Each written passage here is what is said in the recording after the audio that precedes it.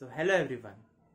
In previous video, we already studied about the chapter 1 electric charges and fields. Clear? So to know about the concept and the theoretical knowledge of the chapter 1 electric charges and fields, please go through the previous videos.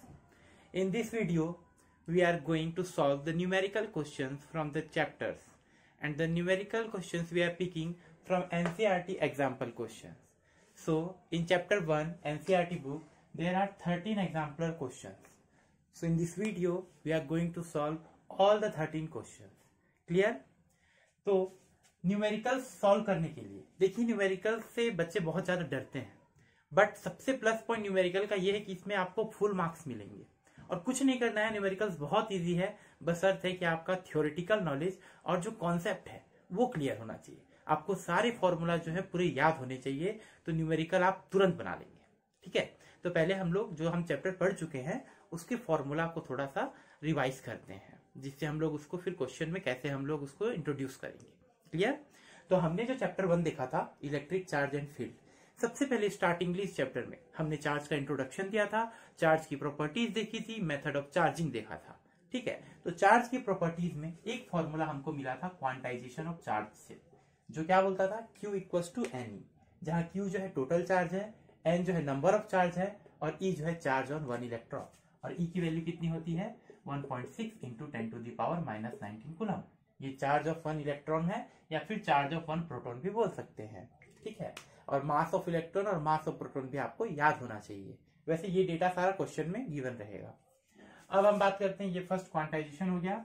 इसके बाद हमने देखा था कि दो charge के बीच जो force apply होता है, electrostatic force by the Coulomb's law, and Coulomb's law क्या बोला था कि the electrostatic force between two charges is equals to Q1 Q2 by 4 pi epsilon naught R square when they placed in vacuum. अगर वो vacuum में है तो ये होगा Q1 Q2 by 4 pi epsilon naught R square.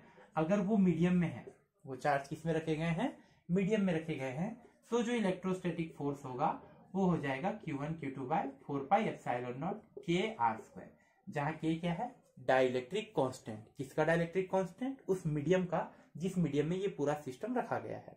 जहां Q1 Q2 क्या है, magnitude of two charges, R is the separation between them, and 1 by 4 pi epsilon naught is a constant, जिसकी वैल्यू होती है 9 इंटू 10 टू द पावर 9। तो ये था force between two charges. इसी से आप फोर्स बिटवीन मल्टीपल चार्जेस भी फाइंड आउट कर सकते हैं। उसके लिए हमारा स्टेप्स क्या था कि दो चार्ज का पेयरिंग करना है और इंडिविजुअली दो चार्ज के बीच का फोर्स निकालना है, और लास्ट में जितने भी फोर्स निकलते हैं सबको ऐड करना है। और एडिशन कैसा होगा, वेक्टर एडिशन। तो वेक्टर एडिशन के लॉ आपको याद रखने चाहिए कि if two vectors are in same direction, ठीक है, एंड सेम लाइन, मतलब उनके दोनों के बीच का एंगल कितना है, थीटा इक्वल्स टू 0 डिग्री, तो यहाँ पे जो रिजल्टेंट होता है वो होता है A प्लस बी। अगर यही दोनों वेक्टर सेम लाइन पे अपोजिट डायरेक्शन में होते, मतलब थीटा कितना होता 180 डिग्री, तो इनका रिजल्टेंट हो जाएगा A माइनस बी। ये मैं वेक्टर एडिशन के आपको तीन जो स्टेप्स है वो बता दे रहा हूँ, तीन मेथड आपको। या फिर क्या होगा, आप डायरेक्ट बना सकते हैं कि कोई वेक्टर, दो वेक्टर है A और B, दोनों के बीच का एंगल क्या है, थीटा एंगल है, तो इनका जो रिजल्टेंट होता है R, वो R होता है root over A square plus B square plus 2AB cos theta. तो ये वेक्टर एडिशन को यूज करके हम फोर्स बिटवीन मल्टीपल चार्ज भी कैलकुलेट कर सकते हैं। जब ये फोर्स का कॉन्सेप्ट जब खत्म होता है, फिर हमने इंट्रोड्यूस किया था इलेक्ट्रिक फील्ड को। ठीक है, तो इलेक्ट्रिक फील्ड के बारे में जब हम इंट्रोडक्शन देखे थे, जब फॉर्मूला देखे थे फोर्स के टर्म में, तो ये होता है फोर्स बाय टेस्ट चार्ज, जहां Q नॉट क्या है, टेस्ट चार्ज है, और F क्या है, इलेक्ट्रोस्टैटिक फोर्स। अब मैं बात करता हूँ fifth, electric field due to a point charge. ठीक है, due to a point charge electric field आया था Q by 4 pi epsilon naught R square, जहां Q जो है वो सोर्स चार्ज है और R जो है वो सेपरेशन, मतलब या distance of the point where we have to calculate the electric field from the charge. ठीक है, इसके बाद फिर वही है कि अगर source charge more than one हो, आपको इलेक्ट्रिक फील्ड फाइंड आउट करना है, टोटल इलेक्ट्रिक फील्ड, तो सेम वेक्टर एडिशन का यहाँ भी आप अप्लाई कर सकते हैं। फिर हम पढ़े थे डायपोल के बारे में। डायपोल में हम पढ़े थे डायपोल मोमेंट, जो होता है Q इंटू 2L, जहां Q जो है वो चार्ज का मैग्नीट्यूड है और 2L जो है दोनों चार्ज के बीच का सेपरेशन है इलेक्ट्रिक डायपोल में। फिर हम देखे थे डायपोल के एक्सियल पॉइंट पे इलेक्ट्रिक फील्ड और डायपोल के इक्वेटोरियल पॉइंट पे इलेक्ट्रिक फील्ड।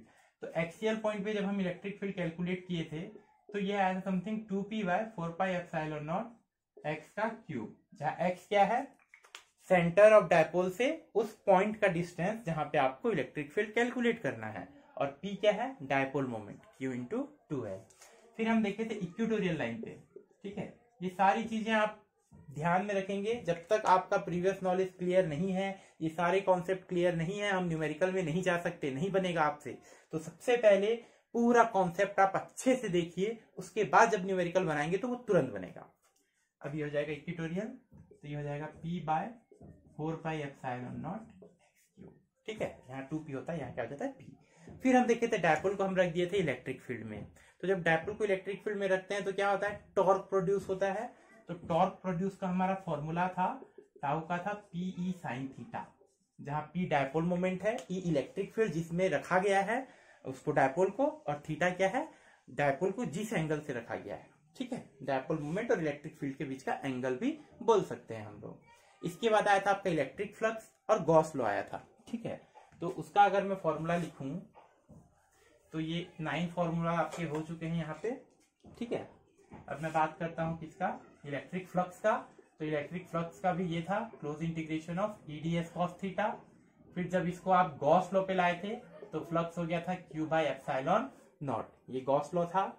उसके बाद हम गॉस लॉ के 3 एप्लीकेशन देखे थे, एक वायर पे, एक शीट के लिए और एक स्पेयर के लिए, ठीक है।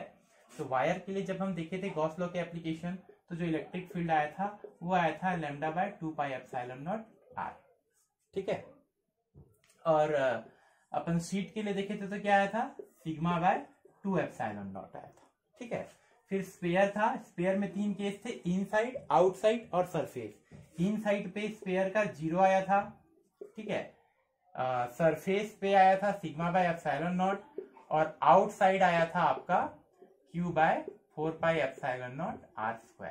तो ये सारे फॉर्मूला हमने देखे हैं। ये पूरा का पूरा फॉर्मूला आपको क्या होना चाहिए, पता होना चाहिए। अब इसी के बेसिस पे हम क्या करेंगे, क्वेश्चंस करेंगे। तो हम सबसे पहले जब क्वेश्चन बनाना स्टार्ट करेंगे तो हम जाएंगे एनसीईआरटी पे। एनसीईआरटी के जो एग्जाम्पल क्वेश्चन है हम पहले उसको सॉल्व करेंगे, उसके बाद फिर हम जाएंगे एनसीईआरटी के एक्सरसाइज पे।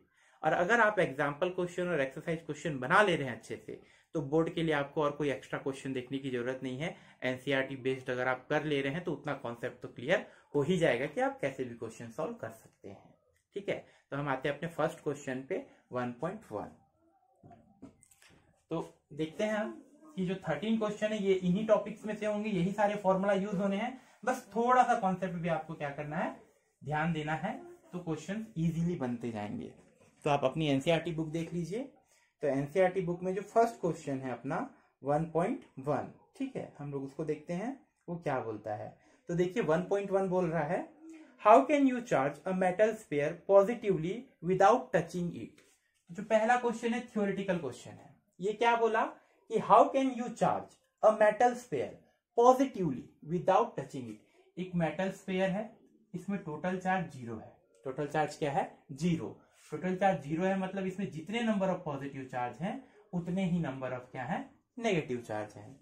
अब आपको इसको क्या करना है, आपको इसको बनाना है पॉजिटिव चार्ज। पॉजिटिव बनाना है मतलब positive charge is greater than negative charge होना चाहिए यहाँ पे, और बिना टच किए, विदाउट टचिंग इट। तो इसको चार्ज करना है विदाउट टचिंग इट, तो मेथड ऑफ चार्जिंग में आइएगा। सेकेंड मेथड होता है आपका method of induction. Second method क्या होता है, मेथड ऑफ इंडक्शन। उसमें क्या करते हैं कि ये जो अनचार्ज वाला स्फीयर था, जहां टोटल चार्ज क्या था, 0 था, और चार्ज का जो डिस्ट्रीब्यूशन था वो रैंडम था। चार्ज का डिस्ट्रीब्यूशन क्या था, रैंडम। आपको इसको पॉजिटिवली चार्ज करना है तो आप क्या करेंगे, यहाँ पे एक निगेटिवली चार्ज वाला बॉडी लाएंगे, ठीक है। कैसा बॉडी लाएंगे, निगेटिवली चार्ज। फिर क्या होगा, इससे ये निगेटिव चार्ज बॉडी लाए हो तो इस स्फीयर के जो पॉजिटिव है वो इससे अट्रैक्ट होकर इस कॉर्नर में आ जाएंगे, और जो निगेटिव है वो रिपेल होकर दूसरे कॉर्नर पे आ जाएंगे। फिर आप इसको कर देंगे अर्थिंग। अर्थिंग कर देंगे तो ये सारे इलेक्ट्रॉन्स कहाँ चले जाएंगे, ग्राउंड में चले जाएंगे। फिर अर्थिंग हटा दिए, इसको हटा दिए, तो सिर्फ कौन सा बचा, पॉजिटिव चार्ज। तो ये प्योर थ्योरी है। मेथड ऑफ इंडक्शन को आपको एक्सप्लेन करना था, और मेथड ऑफ इंडक्शन को यूज करके अनचार्ज स्फीयर को आपको पॉजिटिवली चार्ज स्फीयर में कन्वर्ट करना था। तो ये हो गया आपका फर्स्ट क्वेश्चन 1.1। अब हम आते हैं सेकेंड क्वेश्चन पे 1.2।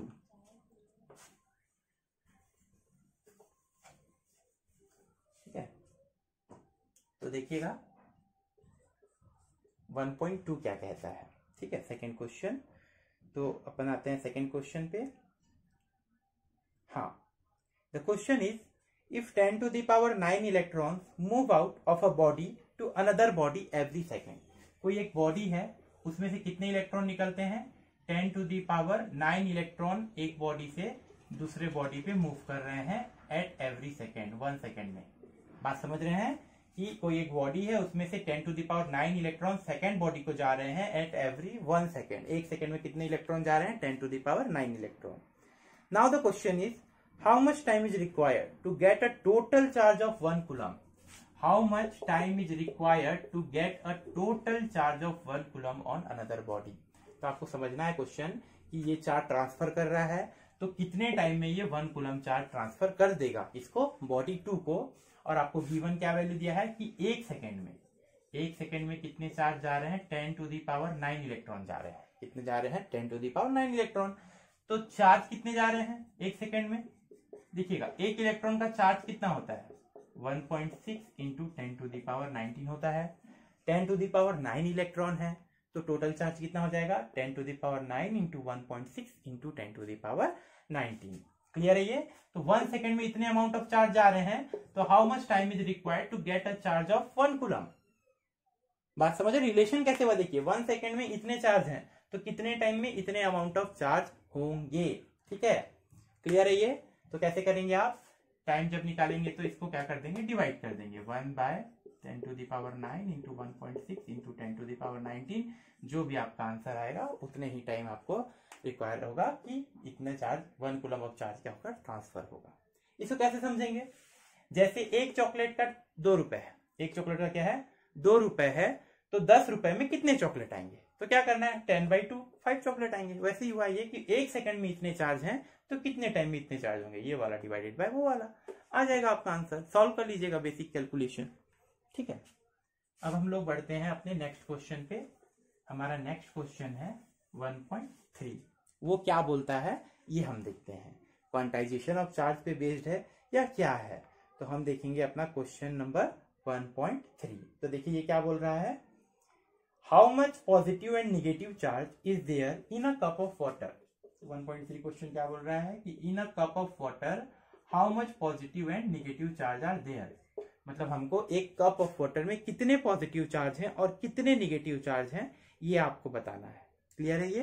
तो देखिएगा कैसे बताएंगे ये हम। सबसे पहले एक कप ऑफ वाटर में कितने वाटर, मतलब एक कप में कितना वाटर प्रेजेंट है, पहले तो ये देखना है ना। तो ऐसा तो कुछ दिया नहीं है कि 250 ग्राम है कि 500 ग्राम है, क्या है। तो हम कंसीडर करते हैं कि लेट सपोज जो कप है उसमें कितना वाटर है? 250 ग्राम वाटर है। कितना वाटर है? 250 ग्राम वाटर है। अब हमको क्या बताना है कि 250 ग्राम वाटर में कितने पॉजिटिव चार्ज होंगे और कितने नेगेटिव चार्ज होंगे। क्वेश्चन समझ रहे हैं? क्वेश्चन पूछा 1 कप ऑफ वाटर में कितने पॉजिटिव और नेगेटिव चार्ज हैं। हम ये मान के चलिए कि जो कप है उसमें कितने वाटर आ रहे हैं? 250 ग्राम वाटर आ रहे हैं। अब हमको ये बताना है कि उसमें कितने पॉजिटिव चार्ज हैं और कितने नेगेटिव। अच्छा, मैं वाटर की बात करूं, वाटर क्या होता है? H2O है ना, हाइड्रोजन के 2 एटम और ऑक्सीजन का 1 एटम। क्लियर है ये? अब इसका देखिएगा, 250 ग्राम वाटर बोल रहा है। कितना वाटर बोल रहा है? 250 ग्राम वाटर। तो हमको देखना पड़ेगा कि उसमें नंबर ऑफ एटम कितने प्रेजेंट हैं और फिर कितने एटम में कितने इलेक्ट्रॉन होते हैं और कितने प्रोटॉन होते हैं। अगर मैं हाइड्रोजन एटम की बात करूं तो हाइड्रोजन एटम में 1 प्रोटॉन होगा और 1 इलेक्ट्रॉन होगा। और अगर मैं ऑक्सीजन एटम की बात करूं, इसकी बात करूं ऑक्सीजन एटम की, तो इसमें 8 प्रोटॉन होंगे और 8 इलेक्ट्रॉन होंगे। क्लियर है ये? और वाटर के एक मॉलिक्यूल की बात करूं, वाटर के एक मॉलिक्यूल की बात करूं तो वाटर के एक मॉलिक्यूल में हाइड्रोजन के कितने एटम है? 2 और ऑक्सीजन का 1। हाइड्रोजन के 2 है तो पॉजिटिव चार्ज कितने हो जाएंगे? 2 और ऑक्सीजन का 1 है तो उसका पॉजिटिव कितना? 8। तो वाटर के एक मॉलिक्यूल में 2 हाइड्रोजन का पॉजिटिव चार्ज और 8 ऑक्सीजन का, तो कितने पॉजिटिव चार्ज हो जाएंगे? 10। और कितने निगेटिव चार्ज हो जाएंगे? 10। ये समझे कि नहीं? वाटर का मॉलिक्यूल H2O जिसमें 2 हाइड्रोजन है 1 ऑक्सीजन है। एक हाइड्रोजन में 1 पॉजिटिव चार्ज होता है 1 निगेटिव चार्ज।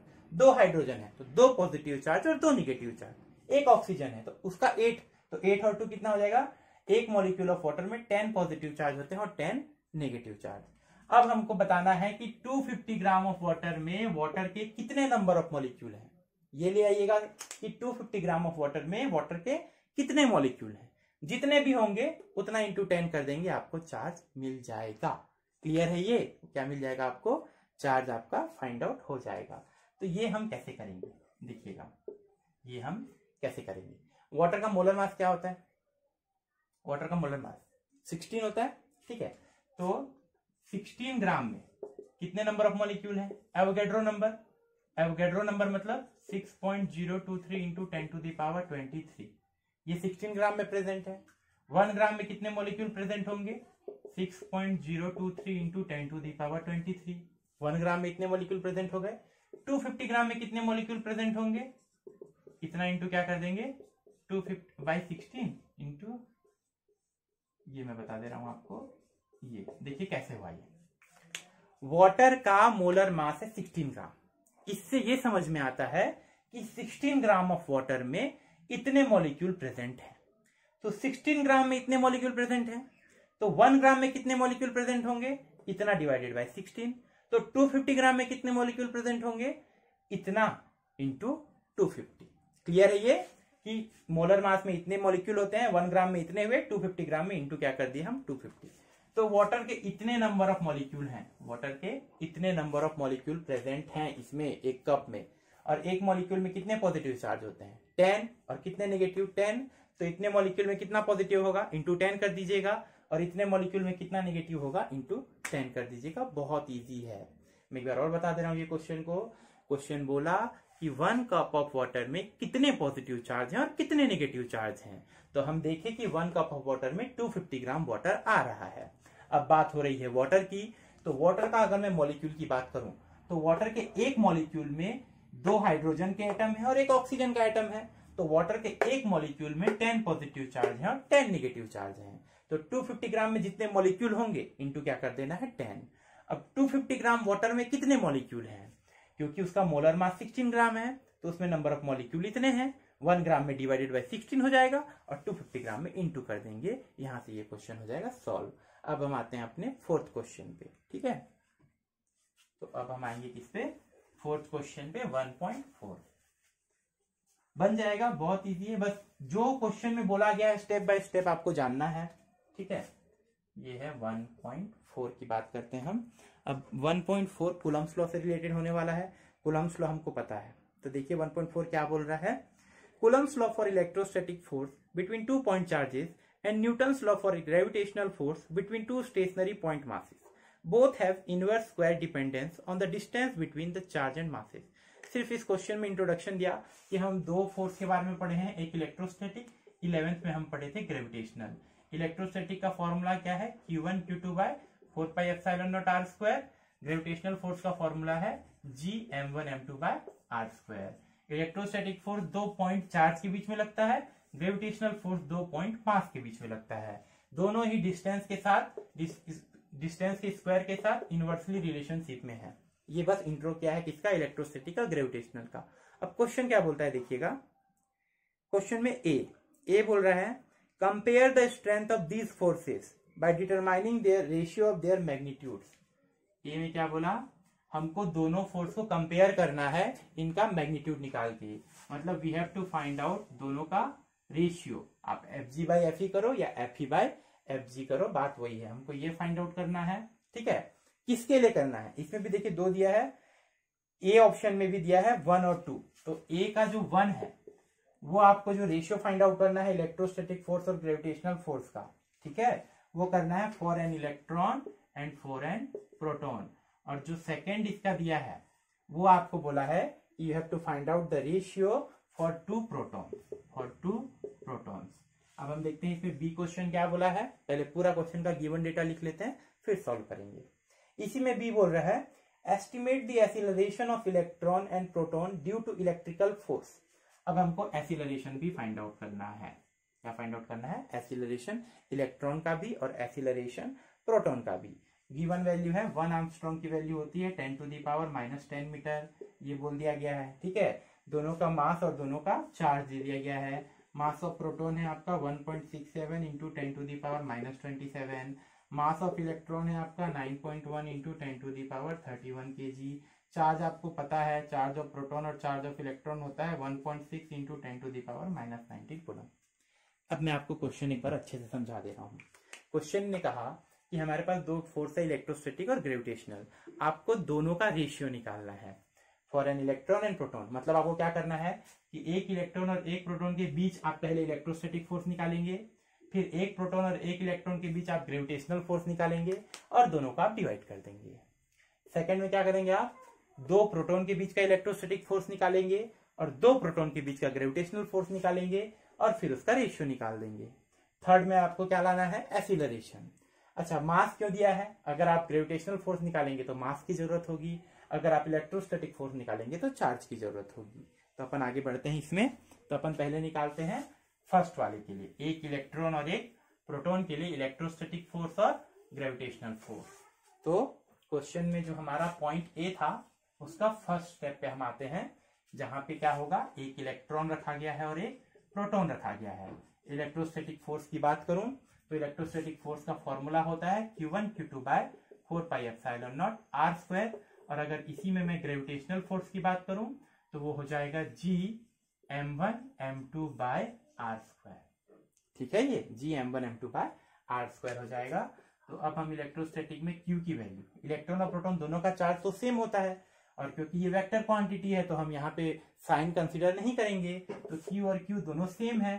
तो ये हो जाएगा प्रोटॉन का चार्ज और ये हो जाएगा इलेक्ट्रॉन का चार्ज। 1/4πε0 की वैल्यू भी पुट कर दो, 9 इंटू 10⁹ बाई r²। ध्यान देना 1/4πε0 की वैल्यू जब रखते हैं, कुछ बच्चे यहाँ रख देते हैं 9 इंटू 10⁹ को, जी नहीं, वो 1/, की वैल्यू है तो वो न्यूमरेटर में ही आएगा 9 इंटू 10⁹। तो ये आपका इलेक्ट्रोस्टैटिक फोर्स हो गया दोनों के बीच में। फिर आपको ग्रेविटेशनल फोर्स लाना है, G की वैल्यू कितनी है, 6.7 इंटू 10⁻11। मास ऑफ इलेक्ट्रॉन कितना है, 9.1 इंटू 10⁻31। मास ऑफ प्रोटॉन कितना है, 1.27 था या 67 था, 67 था शायद, इंटू 10⁻27। ये देख लेना, डिवाइडेड बाई ये हो जाएगा r²। तो आपको मिल गया इलेक्ट्रोस्टैटिक फोर्स और ग्रेविटेशनल फोर्स, दोनों का आपको रेशियो निकालना है। दोनों का क्या निकालना है आपको, रेशियो। तो r² और r² हो जाएगा कैंसल आउट। ठीक है, ये डिवाइडेड बाय ये कर देना, जो भी आंसर आएगा आपका रेशियो निकल गया। ठीक है, ये था एक इलेक्ट्रॉन और एक प्रोटॉन के बीच में।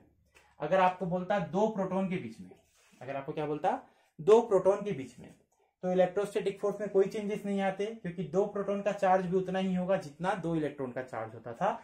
यहाँ पे आएगा, यहाँ जो आप मास ऑफ इलेक्ट्रॉन लिखे थे, यहाँ पे आपको फिर से मास ऑफ क्या रखना पड़ेगा, प्रोटॉन रखना पड़ेगा। तो ग्रेविटेशनल फोर्स डिफर करेगा, इलेक्ट्रोस्टैटिक फोर्स सेम रहेगा जो एक इलेक्ट्रॉन और एक प्रोटॉन के बीच था, क्योंकि चार्ज सेम होते हैं लेकिन मास अलग अलग होते हैं, तो ग्रेविटेशनल फोर्स चेंज होगा। फिर आप निकालेंगे और नेक्स्ट स्टेप दोनों का क्या निकाल देंगे, आप रेशियो निकाल देंगे। ठीक है, कैलकुलेशन आप छोड़ना मत, आप सॉल्व करना, जितना सॉल्व करोगे उतना स्पीड बढ़ेगा आपका। अब मैं बात करता हूं बी क्या, सेकेंड स्टेप जो बी स्टेप था उसमें एक्सीलरेशन मंगा था। क्या मंगा था, एक्सीलरेशन मंगा था। ठीक है, आपको मिला क्या है अभी तक से, फोर्स। क्या मिला है आपको, फोर्स। एक्सीलरेशन चाहिए। देखिए फोर्स इक्वल्स टू क्या होता है, मास इंटू एक्सीलरेशन। तो एक्सीलरेशन इक्वल्स टू क्या हो जाएगा, फोर्स बाय मास। एक्सीलरेशन क्या हो जाएगा, फोर्स बाय मास। इलेक्ट्रॉन के लिए एक्सीलरेशन निकालेंगे तो force by mass of electron, proton के लिए एक्सीलरेशन निकालेंगे तो force by mass of proton. तो जो भी फोर्स आया होगा, ठीक है, डिवाइडेड बाय क्या कर देंगे, मास पुट कर देंगे, आपका क्या निकल जाएगा, एक्सीलरेशन निकल जाएगा इजीली। ठीक है, चलिए जब, अच्छा अब यहाँ पे जब आपको एक्सीलरेशन निकालना है तो आर की वैल्यू गिवन होगी, आर्मस्ट्रांग में गिवन होगी, देख लीजिएगा क्वेश्चन में दिया गया है। आर की वैल्यू दे के फिर आपको एक्सीलरेशन निकालने के लिए बोला है।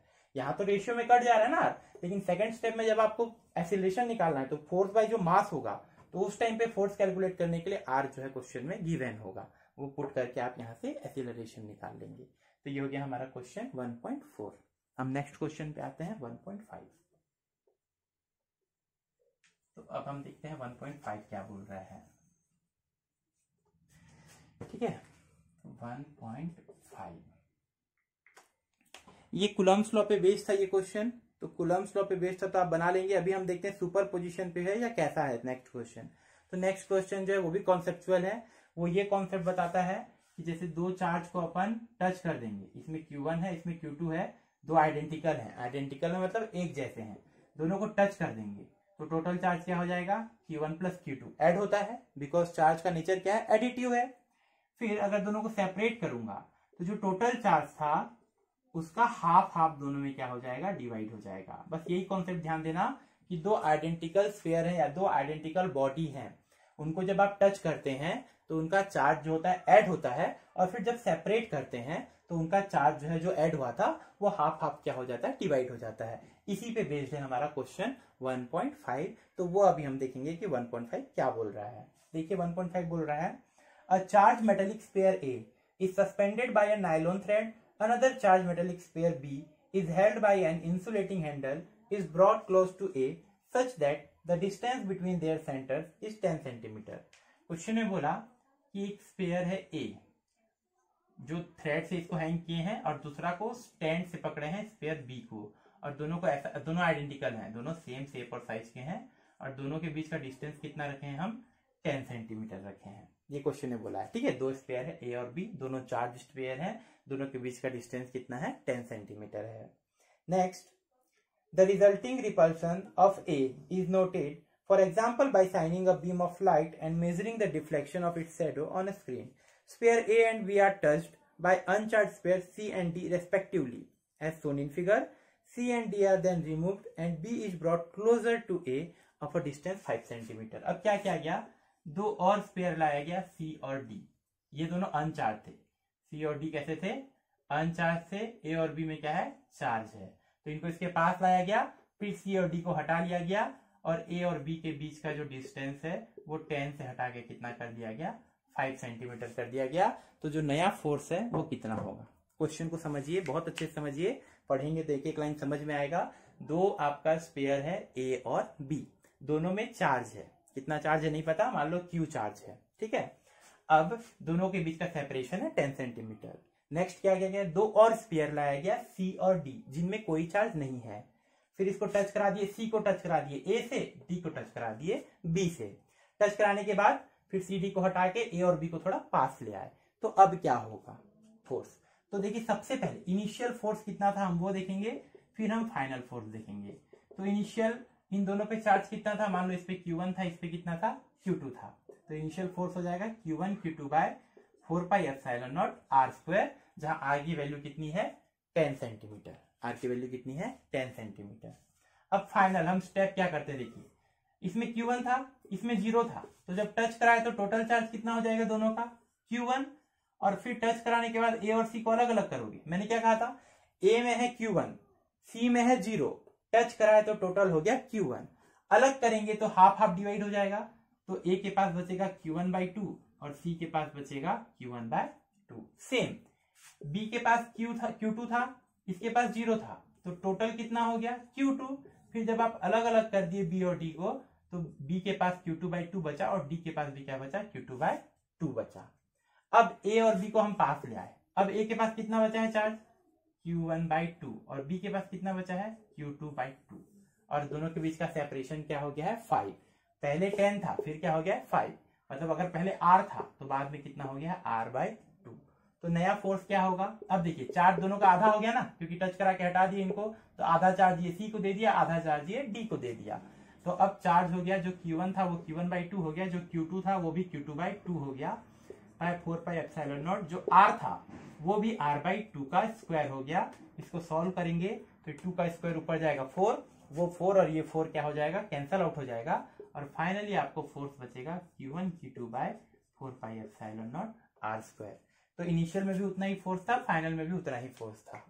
हाँ, ये टच वच कराया तो चार्ज आधा हो गया था, तो फोर्स को आधा होना था, बट क्योंकि डिस्टेंस भी आधा कर दिए हैं तो फोर्स क्या हो जाएगा, फिर इक्वल हो जाएगा, ठीक है। तो ये हो गया हमारा क्वेश्चन नंबर 1.5। नेक्स्ट हम लोग देखेंगे question number 1.6। Next question is example 1.6। तो देखिए एग्जाम्पल 1.6 में क्या बोला, एग्जाम्पल 1.6 बोला कि there is an equilateral triangle. Equilateral triangle मतलब उनका जो साइड है वो सब क्या रहेगा, सेम, तो इनका लेंथ है L, तो इक्विलेटरल ट्रायंगल का साइड लेंथ हो गया L। अब इसके जो 3 वर्टिसेस हैं, इन तीनों पे चार्ज रखा गया है, और सेम चार्ज, तो फर्स्ट वाले पे भी Q चार्ज, सेकंड पे भी Q और थर्ड पे भी Q, ठीक है। साइन कुछ नहीं बोला है, तो हम मान के चलते हैं कि तीनों पे पॉजिटिव चार्ज रखा गया है। फिर क्या बोला कि इस ट्रायंगल का जो सेंट्रॉइड होगा, यहाँ पे एक और चार्ज रखा गया है कैपिटल Q, जिसका साइन ये जो बाकी के 3 चार्ज हैं उन्हीं के साइन के बराबर है। तो अगर आप ये बाकी के 3 चार्ज को पॉजिटिव लिए हैं तो सेंट्रोइड का चार्ज भी क्या होगा, पॉजिटिव। और हमको we have to find out the total force on charge capital Q due to all other 3 charges. Question आप समझ रहे हैं? क्वेश्चन में कुछ नहीं बोला है, क्वेश्चन में बोला है कि एक इक्विलेटरल ट्राइंगल है जिसका साइड लेंथ L है, ठीक है, 3 वर्टिसेस पे 3 चार्ज हैं Q Q Q और सेंट्रोइड पे एक चार्ज है कैपिटल Q। अब चार्ज का सिस्टम ऑफ चार्ज हो गया तो फोर्स लगेगा। तो ये फोर्स बिटवीन मल्टीपल चार्ज का क्वेश्चन आपको समझ में आ रहा होगा, जहां आपको सेंटर वाले पे फोर्स निकालना है। तो क्या करना है, पहले इन दोनों के बीच फोर्स निकालेंगे, फिर इन दोनों के बीच निकालेंगे, फिर इन दोनों के बीच निकालेंगे। कितना फोर्स हो गया, 3 फोर्स। कूलम्ब लॉ से निकालोगे, फिर तीनों को आप ऐड कर दोगे वेक्टर एडिशन से। तो सबसे पहले हम लोग क्या करते हैं, फोर्स फाइंड आउट करते हैं। तो देखिएगा Q1 वाले के साथ मान लो Q का फोर्स है F1, ये भी पॉजिटिव ये भी पॉजिटिव, तो ये कैसा होगा, रिपेल। तो इसे रिपेल होगा तो जाएगा नीचे, तो ये हो जाएगा F1 का डायरेक्शन। और F1 कितना होगा, F1 होगा Q into Q by 4 pi epsilon naught R square. मान लो R जो है उसका यहाँ से यहाँ तक का डिस्टेंस है, सबका डिस्टेंस भी सेम होगा क्योंकि इक्विलेटरल ट्राइंगल है, सेंट्रोइड से डिस्टेंस क्या रहेगा, सेम रहेगा। फिर बात करेंगे सेकंड, इसके साथ ये भी पॉजिटिव तो रिपेल करेगा, तो फोर्स किधर लगेगा, इधर F2। और ये भी कितना रहेगा, F2 भी Q into Q by 4 pi epsilon naught R square, ठीक है। उसके बाद हम लोग बात करेंगे थर्ड फोर्स की, ये भी पॉजिटिव है और ये भी पॉजिटिव है, तो ये क्या करेगा, इसको रिपेल। तो थर्ड वाले का डायरेक्शन ये हो जाएगा F3, ठीक है। और ये फोर्स भी कितना लगेगा, F3 इक्वल्स टू भी Q into capital Q by 4 pi epsilon naught R square. तो ये तीनों फोर्स, ये पेयरिंग करके 3 फोर्स हम कूलम्ब लॉ से निकाल लिए, तीनों का डायरेक्शन हम अट्रैक्शन है कि रिपल्सन है वहां से पता कर गए। अब हमको क्या फाइंड आउट करना है, टोटल फोर्स करना है कैपिटल Q पे। तो 3 अलग अलग डायरेक्शन मिले हैं, हमको ऐड करना है। और कैसा एडिशन होगा, वेक्टर एडिशन होगा, ठीक है। अब एंगल की बात करूं, देखिएगा इक्विलेटरल है मतलब एंगल कितना डिग्री होना चाहिए, 60 डिग्री। ये हो गया 60 डिग्री। अब ये देखिए एक पैरेललोग्राम दिख रहा है, ठीक है, जिसमें ये 60 डिग्री है, तो सामने वाला कितना होगा, 120। क्यों भाई, क्योंकि आमने सामने को ऐड करने से 180 आता है पैरेललोग्राम में। तो ये 60 है तो ये कितना होगा, 120। तो हमारे पास 2 फोर्स मिल गए F2 और F3, जिनके बीच का एंगल कितना है, 120। तो वेक्टर एडिशन का जो थर्ड केस था, जिसमें क्या रहता था कि अगर 2 वेक्टर हैं A और B और उनके बीच का एंगल थीटा है, तो जो रिजल्टिंग आता है फोर्स, अगर F1 और F2 और F3 है, रिजल्टिंग फोर्स चाहिए, तो रिजल्टिंग फोर्स F4 कितना हो जाएगा, F4 कितना हो जाएगा, ये रूट ओवर F2 का स्क्वायर प्लस F3 का square plus 2F1 F2 cos 120, ये होगा ना, a square plus B square plus 2ab cos theta. अब देखिएगा F2 F3 F1 सब इक्वल है, आपको पता है F1 F2 F3 किसके इक्वल है, F के इक्वल है। मान लो सब इक्वल है तो किसके बराबर होंगे, F के।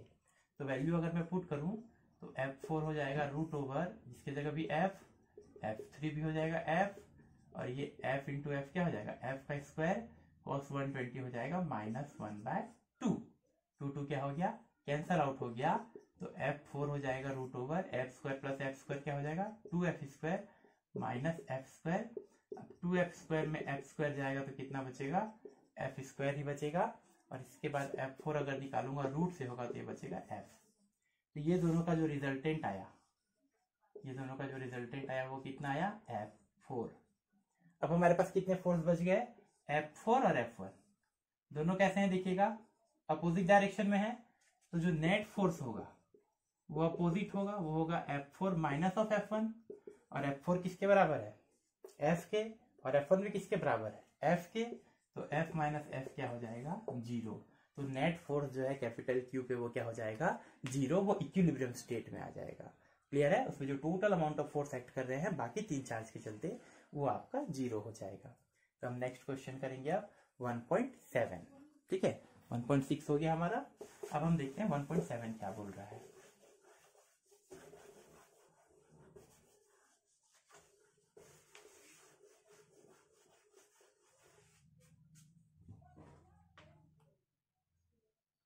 तो 1.7 पे आते हैं हम लोग, ये भी ट्राइंगल पे बेस्ड क्वेश्चन है। इसमें देखिए क्या कहा है 1.7 में, consider the charges Q, Q and minus Q placed at the vertices of an equilateral triangle as shown in figure. What is the force on each charge? तो इसमें भी एक डायग्राम बना हुआ है। डायग्राम में ये समझ में आ रहा है कि इक्विलेटरल ट्राइंगल है।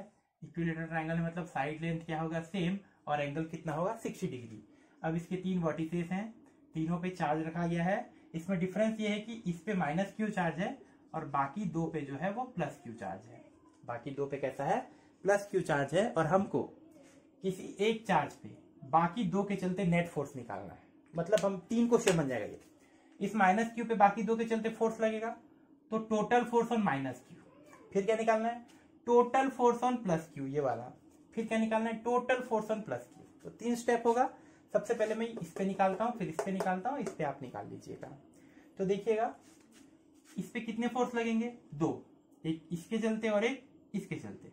ठीक है, तो देखिएगा, मान लो इसको मैं मान लिया 1, इसको मैं मान लिया 2 और इसको मैं मान लिया 3। ठीक है, नेमिंग कर देते हैं, इजी रहेगा। तो इस क्यू पे 2 फोर्स लगेगा, एक चार्ज 1 के चलते और एक चार्ज 3 के चलते। चार्ज 1 के चलते जो फोर्स लगेगा, रिपल्सन होगा, प्लस है, ये भी प्लस है, क्या होगा, रिपेल। तो 1 के चलते जो फोर्स लगेगा 2 पे, 1 के चलते किस पे लग रहा है, 2 पे, तो ये हो गया F12। 3 के चलते ये अट्रैक्ट करेगा, 3 के चलते ये अट्रैक्ट करेगा, तो इस पे लगा चार्ज 3 के चलते किस पे लगा, 2 पे। समझ रहे बात को, इस प्लस क्यू पे 2 फोर्स लगेगा, एक इस चार्ज के चलते, एक इस चार्ज के चलते। ये इसको रिपेल करेगा और ये इसको अट्रैक्ट करेगा। तो ये फोर्स है on charge 2 due to charge 1, on charge 2 due to charge 3। ये हो गया। आप कैसे भी नेमिंग कर सकते हैं। अब इन दोनों के बीच का एंगल ये कितना है, 60 डिग्री इक्विलेटरल है, तो ये कितना होगा, 120 डिग्री। अब यहाँ आप नेट फोर्स निकाल सकते हैं, F। नेट फोर्स नहीं निकालेंगे, F क्या हो जाएगा, F2 पे निकाल रहे हैं ना, तो F2 हो जाएगा √ओवर F12 का स्क्वायर प्लस F32 का square plus 2F12 F32 cos 120। ठीक है, अब बात करते हैं F12 और F32 की। इन दोनों के बीच जो फोर्स लग रहा है वही फोर्स इन दोनों के बीच लगेगा, क्योंकि चार्ज क्या है, ये क्यू क्यू है, ये भी क्यू क्यू होगा, चार्ज भी सेम है, और सेपरेशन भी क्या है, L और L। क्योंकि इन दोनों के बीच का चार्ज और सेपरेशन, इन दोनों के बीच के चार्ज और सेपरेशन के इक्वल है, तो ये वाला फोर्स और ये वाला फोर्स भी क्या होंगे, इक्वल। F12 और F32 भी क्या होंगे, इक्वल होंगे। किसके बराबर होंगे, F के बराबर, क्योंकि चार्ज और डिस्टेंस क्या है, सेम है। साइन अलग है तो डायरेक्शन अलग हो गया फोर्स का, उतना ही तो डिफरेंस है, और तो कोई डिफरेंस नहीं है। तो ये F2 जब आप निकालेंगे तो ये हो जाएगा √over F² plus F² plus 2F into F क्या हो जाएगा, F² और cos 120 हो जाएगा -1/2। तो ये F2 क्या निकल जाएगा, देखिएगा, F² plus F², 2F² plus 2 तो कैंसिल हो गया, ये हो जाएगा -F²। तो F2 जब आएगा तो √ओवर F², इसको मैं क्या लिख सकता हूँ, F। तो force on 2 due to both the charge निकाल लिए हम। Same force on the 1 due to both the charge निकाल लेना। कैसे, ये रिपेल करेगा, एक फोर्स ऐसा आएगा, ये ऐसा आएगा, सेम इसमें भी 120 बनेगा, ऐसे ही बनेगा ये वाला भी। मैं आपको बताता हूँ ये थर्ड वाला, force on charge 3 due to both the charge. तो देखिएगा ये माइनस है, ये प्लस है, तो अट्रैक्ट होगा तो ये इधर जाना चाहेगा, 2 के चलते जो 3 पे लग रहा है, ये माइनस है, ये भी प्लस है, तो ये अट्रैक्ट होके इधर आना चाहेगा, ये 1 के चलते लग रहा है 3 पे, कुछ भी नेमिंग कर दो। अब इन दोनों के बीच का एंगल कितना बना, 60 डिग्री, यही डिफरेंस है। ये दोनों केस में एंगल बनेगा 120 डिग्री दो फोर्स के बीच का, इस केस में बनेगा 60 डिग्री दो फोर्स के बीच का, क्योंकि दोनों ही अट्रैक्शन का है। इसमें एक रिपल्सन एक अट्रैक्शन, एक रिपल्सन एक अट्रैक्शन, और इसमें क्या है, दोनों ही अट्रैक्शन का है। तो जब आप नेट फोर्स निकालेंगे F3, जब आप F3 निकालेंगे तो ये हो जाएगा √ओवर, ठीक है, F13 का स्क्वायर प्लस F23 का square plus 2F13 F23 cos 60 degree. फिर इसको सॉल्व करेंगे और देखिएगा F13 और F23 भी सेम होगा, क्योंकि ये 2 चार्ज और ये 2 चार्ज सेम है, ये डिस्टेंस और ये डिस्टेंस भी क्या है, सेम। तो ये फोर्स और ये फोर्स भी क्या होगा, सेम। उसको भी आप लिख सकते हैं, F13 को F23 को क्या लिख सकते हैं आप, F, ये हो जाएगा F² plus F² plus 2F into F cos 60। और ये फिर आप इजीली आप इसको सॉल्व कर सकते हैं। आप इसका फोर्स भी ला सकते हैं, इन दोनों का फोर्स भी ला सकते हैं। तो ये हो गया 1.7।